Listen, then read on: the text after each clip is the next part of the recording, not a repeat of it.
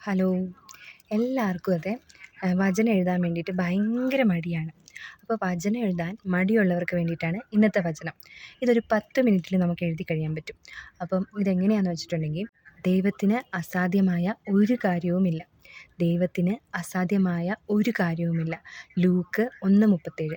ഇത് ചൊല്ലാനാണെങ്കിൽ ഒരു 5 മിനിറ്റ് മതി, 33 പ്രാവശ്യം ചൊല്ലാൻ. അതുപോലെ തന്നെ എഴുതാനായിട്ടാണെങ്കിൽ 10 മിനിറ്റിനുള്ളിൽ നമുക്ക് എഴുതി കഴിയാൻ പറ്റും. അപ്പോൾ ഞാൻ എങ്ങനെ എഴുതേണ്ടതെന്നുള്ളത് കാണിച്ചു തരാം. മുകളിൽ എന്തെങ്കിലും ഒരു കാര്യം എഴുതണം. അതിന് താഴെ ദൈവത്തിന് അസാധ്യമായ ഒരു കാര്യവുമില്ല. ഇത് ഒരു ലൈനേ വരുന്നുള്ളൂ. പക്ഷേ ഇത് ഒരു ലൈനേ ഉള്ളൂ എന്ന് വിചാരിച്ചിട്ട് നിങ്ങൾ വിചാരിക്കരുത് ഇത് പവർഫുൾ അല്ല എന്ന് വിചാരിക്കരുത്. ഇത് നല്ല പവർഫുള്ളാണ്.